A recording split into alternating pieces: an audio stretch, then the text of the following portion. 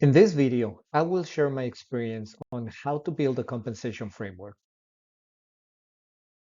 We will cover what a compensation framework is, why companies need it, how to create it, how to calculate salary ranges, when to update the framework, and more. A compensation framework is an structured approach to compensating employees. Yes, there are many other definitions. However, this is the one that I like better. Some companies also call it a compensation structure. Some other companies call it the compensation strategy. Why companies need to have a compensation framework? Companies with a compensation framework offer informed, equitable, and competitive salaries. They map out employees' paths to grow and higher pay. A compensation framework enables attraction and retention of talent, addresses the gender pay gap, avoids systematic pay disparity, and a compensation framework reduces the risk of under and overpaying employees.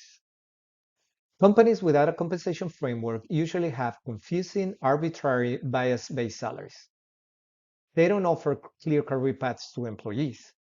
Their attraction and retention strategy may get complex. They may run the risk of perpetuating the gender pay gap. They also run the risk of discrimination lawsuits, and they may also increase the risk of under and overpaying employees.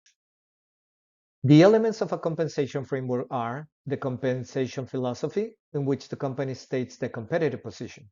The competitive position is where in the market the company aims to pay. For example, the median of the market, the 75th percentile, and I have even seen companies setting the competitive position at the 65th percentile. The job framework, which is the job families such as finance, human resources, engineering, the job titles such as director, analyst, specialist, and their corresponding job descriptions. The job streams and levels, which includes the job types such as managerial, professional, clerical, and levels for each job type. For example, entry level, senior, expert, experience. The location. We need to take into account that some locations may have a higher cost of living, which is also going to be reflected on the pay levels. The salary ranges by job and level will have a minimum, a midpoint, and a maximum. These ranges may be calculated based on market, which is my preferred method. However, some other companies may use current salaries paid to employees to set the salary ranges. The incentives are short-term and long-term incentives. Short-term are those cash bonuses, commissions, sales incentives, and the long-term incentives typically are equity. For example, stock options, restricted units, and some companies also include long-term cash. In this screen, we have a visual of the elements of the compensation framework, starting with the philosophy, in which in this example, we're showing that for total cash, the competitive position is going to be at the median. Total cash is defined as base plus incentive. For the total direct compensation, the competitive position was set at the 75th percentile. Their total direct compensation is total cash plus long-term incentives. We show examples of job families, finance, engineering, marketing, examples of job titles, finance manager, HR specialist, sales analyst. We have examples of job streams for management, professional, and paraprofessional or support. For the paraprofessional or support is what typically is called or referred in the United States as the non-exempt positions. Each of these career streams have some levels. In this case, for the paraprofessionals, we have 4 levels. For the professionals, we have 5 levels. For management, we're going to divide it into one is going to be middle management, in which the entry level is a supervisor and the higher level is a senior manager or director. And we have top executives, 2 levels for them.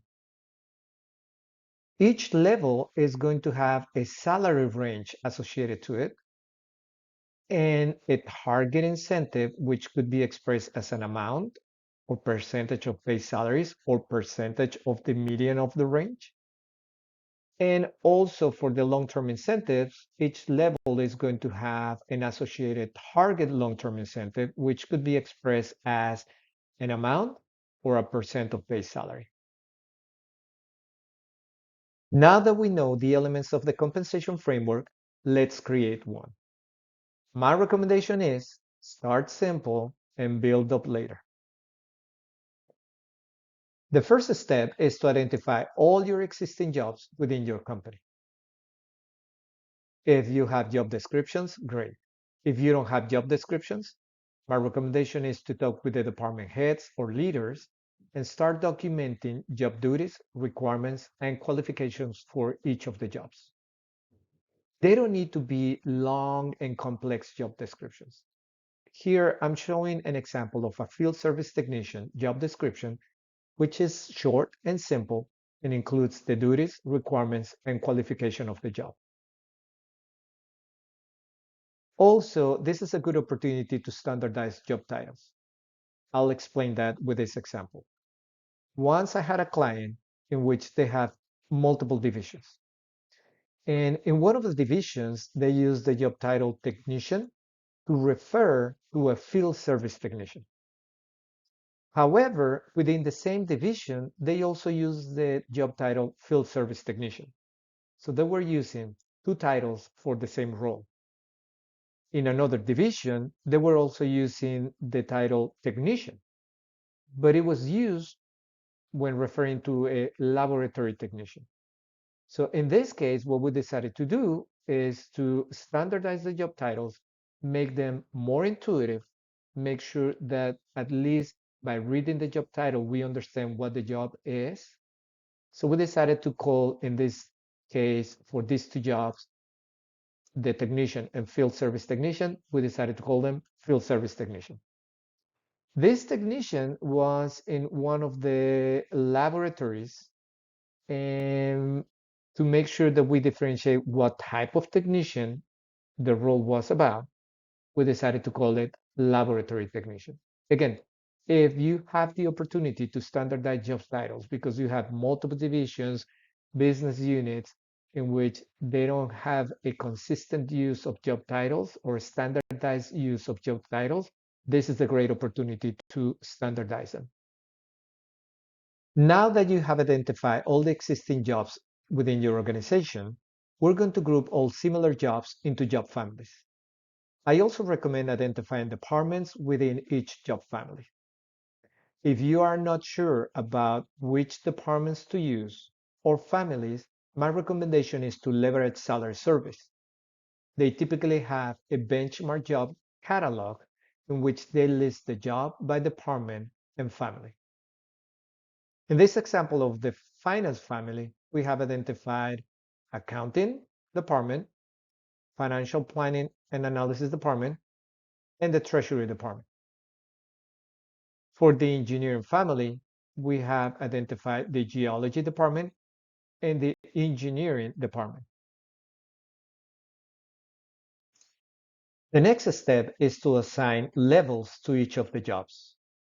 In this example, I'm using the letter P to indicate that these jobs are in the professional career stream. I'm using the letter M to indicate that these jobs are in the management career stream. I'm also using numbers to indicate the level of the jobs. The higher the number, the higher the level. The lower the number, the lower the level. It is important that once we have identified the level, we also document for that level the level criteria, meaning each of these levels are going to have a level criteria in which we're going to document the knowledge, skills, years of experience, responsibility, and any other appropriate information to help us differentiate between the different levels. My recommendation is to leverage the salary surveys because they typically include level criteria for each of the benchmark jobs. Now that you have assigned levels to each of the jobs, we're going to document salary ranges and incentives. The first step is to benchmark each of your jobs. This is typically referred as the market salary research or job matching.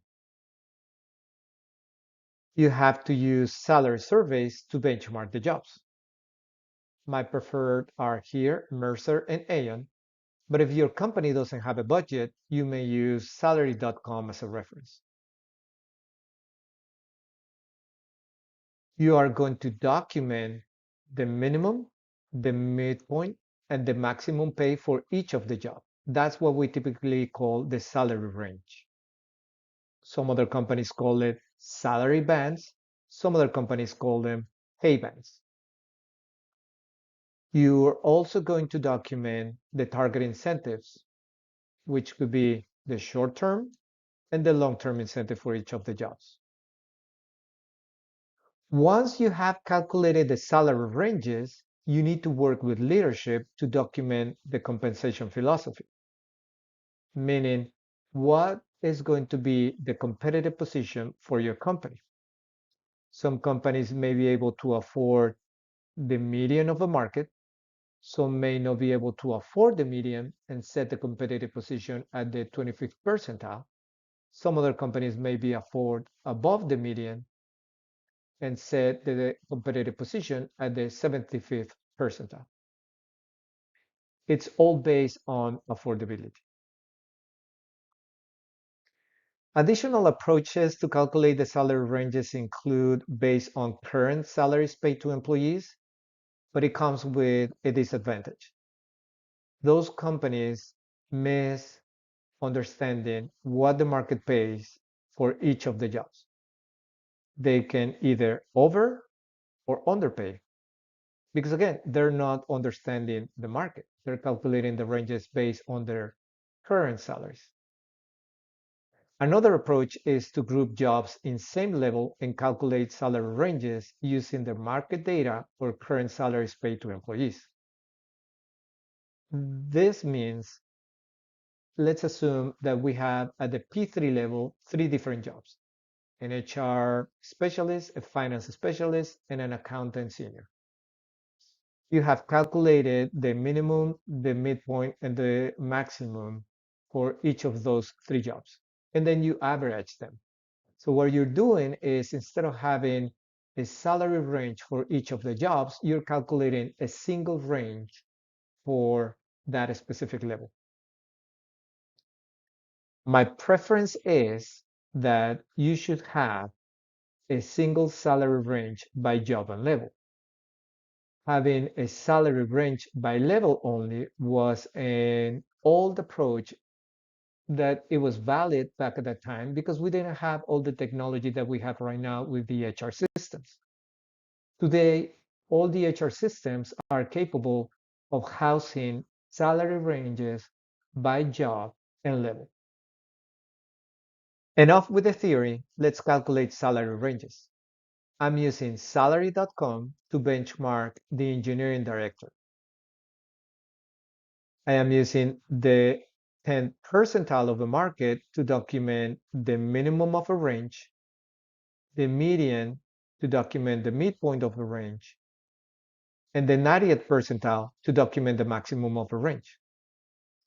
On a separate screen in salary.com, I was able to pull the short-term incentive information and long-term incentive information for that specific job. And this is how you calculate the salary range. You will need to follow the same steps to calculate the salary ranges for each of the jobs in your organization. Some companies use the 25th percentile and the 75th percentile to set the minimum and the maximum of the salary range. However, they are excluding around 50% of the market data. I like using the 10th percentile and the 98th percentile because that way I can include around 80% of the market data. If the salary survey that you use includes the minimum of a market and the maximum of a market, I would use those data points to document the minimum of your range and the maximum of your range. Why? because I want the salary range to tell me how low and how high the market pays for that specific job. One additional comment is I rounded the numbers here to the nearest thousand. You can leave the whole numbers from the salary survey, but you can also round it. How the competitive position is set.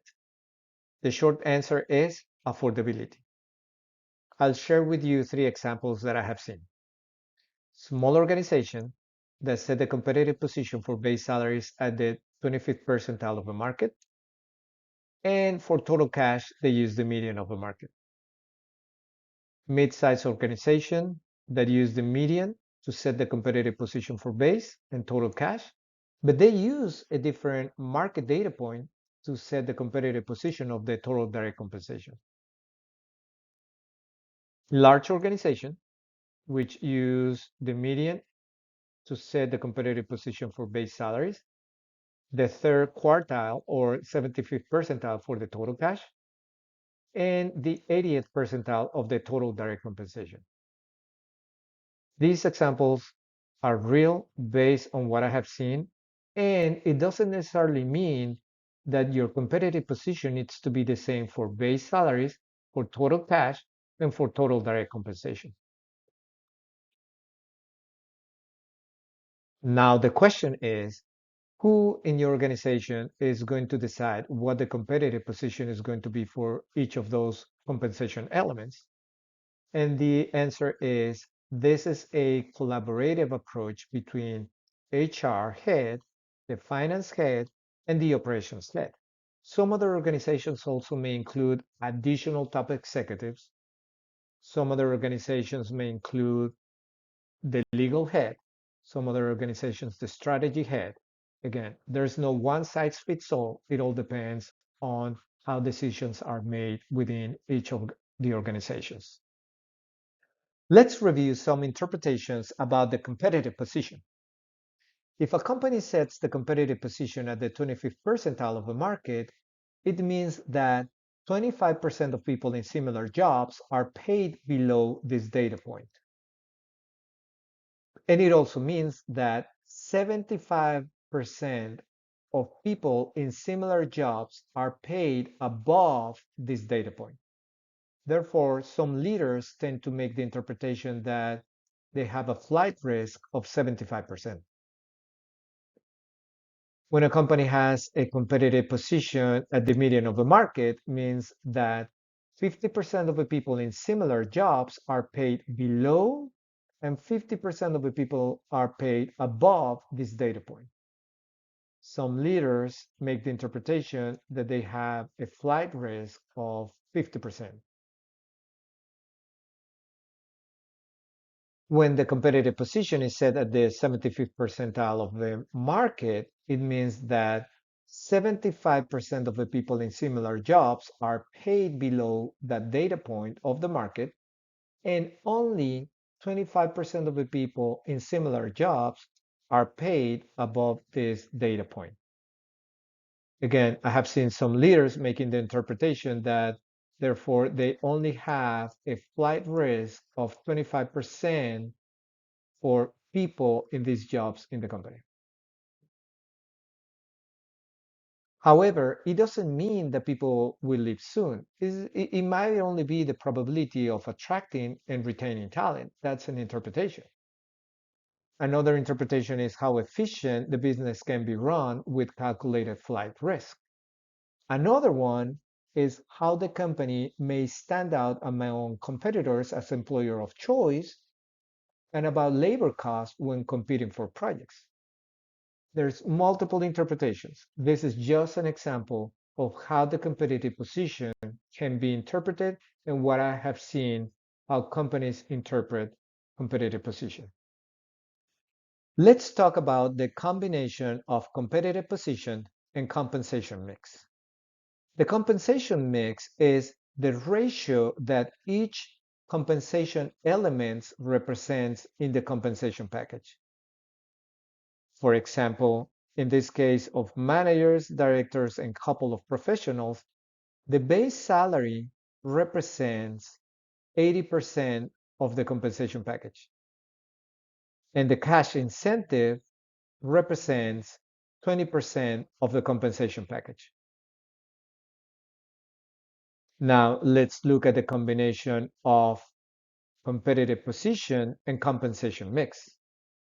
In this case, for VPs and SVPs, the base salary is set at the 45th percentile of the market and makes up 50% of the compensation package. The incentive is set at the median of the market and makes up 30% of the compensation package. The long-term incentives are set at the 75th percentile of the market and makes up 20% of the compensation package. I have seen different and multiple combinations of compensation mix and competitive position. However, as I recommended on other screens, start simple and build up later. You may not need to combine the two of them at the very beginning. You may decide to go with the market median for all the compensation elements. And once you start building up and building that compensation culture in your company, you may start adding these different combinations of compensation mix and competitive position. Let's talk about the salary range spread and midpoint progression. The range spread is calculated by dividing the maximum of a range by the minimum of a range minus 1, and it's expressed as a percentage. The midpoint progression is the percent difference between the midpoint in a range and the midpoint associated with a range one level higher. These are the three questions that I typically hear when working with salary ranges. Do you need to set fixed range spreads? Do you need to set a fixed progression? Do you need the minimum to midpoint and the midpoint to maximum to be symmetric? There are no right or wrong answers to those questions. However, it is up to you to determine if you want to have fixed range spreads, to calculate fixed progressions, and to have symmetric salary ranges. In this example, I'm showing you a symmetric salary range. However, now we have a data point that we don't know if in reality there's a company out there in the market paying to someone that specific salary. Other questions that I also receive is, what data from the salary survey should I use? The incumbent weighted or the company weighted? There are definitions for incumbent weighted and company weighted depending on the survey methodology. So my recommendation is always look and review the survey methodology and definitions for you to decide if you're going to use the incumbent weighted or the company weighted. Broadbands started in the late 90s and they became a trend. However, I don't think they were understood. Back at that time, employees tend to ask very often to their managers, when I'm going to be promoted. I've been working for this company for 1 year, 2 years, and when I'm going to be promoted. To solve that, what companies decided to do was to combine all the different salary ranges in a career progression to create a broadband. This way, if the employees wanted to be promoted, it needed to be to the next career progression, meaning if they were in the professional career progression, the next promotion was going to be not within the same career progression, like moving from P1 to P2 to P3 to P4, but to move to the management progression. To manage compensation using broadbands, what companies used to do back at the time was to identify each of those salary ranges by level and to calculate control points within the broadband. Some companies even calculated broadbands by job and level. Let's look at this example. Let's assume that you calculated this salary range with a range spread of 47% using the 10th percentile for the minimum and the 90th percentile for the maximum. and you want to calculate a broadband with a spread of 150%. You will need to replace the minimum and the maximum from the salary survey with these two new values. The risk is that this broadband is not going to be representing the market. The other risk is that one of your bands is going to be comprised of multiple levels from the salary survey. If you decide to calculate broadbands, I think you need to answer two questions. Are they market driven? And are they backed by the salary survey data? Also, are you trying to address the issue that companies were facing back in the 90s? Or would you prefer to have traditional salary ranges by job and level that are representative of the market? Here are some thoughts when you're working on your compensation framework. Again, start simple and build up later. Start with countrywide salary ranges and incentives. When possible, calculate the salary ranges by location.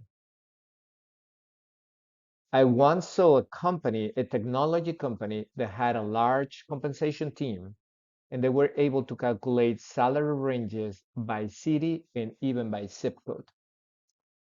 Some companies also have different salary ranges and incentives by business units, divisions, and segments. Hourly jobs or hourly rates need to be calculated based on location. Because a welder, for example, in Dallas, Texas, might be paid significantly different than a welder in Houston, Texas. The salary surveys are a good source of data. My recommendation is to participate and to purchase the salary survey results. If you don't have access to salary surveys, you may refer to the Bureau of Labor Statistics, or you may want to consider salary.com as a reference or second opinion. Now that you have created a compensation framework, it's time to roll it out. You need to educate managers because managers must understand the compensation framework. They need to know how to administer pay increases and promotions, understand the value of new positions, understand the salary of new hires, understand the eligibility for different incentives. Therefore, your training for managers should cover how you benchmark jobs. They need to understand the job levels and their corresponding leveling criteria. Because if they're going to promote or hire someone at a specific level, they need to know which criteria must be met to be placed at that specific level. They need to understand how the salary ranges were calculated and how the incentives were set. They need to know how to administer pay raises, promotions. They also need to understand when they can apply exceptions when managing compensation using salary ranges. Make sure that this information also is available through the HR information system. Salary ranges should be available through the HR information system. Why? Because it saves a lot of time. I have seen companies in which they don't share this information with managers, and the process of understanding how much the market pays to a specific job and level requires multiple emails, multiple calls, and you prefer to have just one click instead of multiple emails to have access to this information. When you need to update the compensation framework, it depends on many factors. For example, low inflation countries update their salary ranges every year or every 2 years. However, I can remember in the 80s, because of the high inflation, the Mexican companies updated the salary ranges between 2 and 3 times in one single year. Also, if the company is experiencing significant growth, like I have seen in my experience, small companies with 300 employees and 30 jobs growing to 3,500 employees and 120 jobs in a period of 3 and 4 years. These companies need to revise the appropriate levels, the new jobs, and benchmark them. Also, if the company has acquired or divested business, you need to update the compensation framework because you may be acquired or getting rid of some capabilities, which means adding new jobs or eliminating jobs. You also need to understand where the company is in the life cycle. Is it in the launch stage, in the stable stage, in the renewal stage? If you have additional questions or you need help building your compensation framework, feel free to contact me by phone or email or visit my website, lalorangel.com.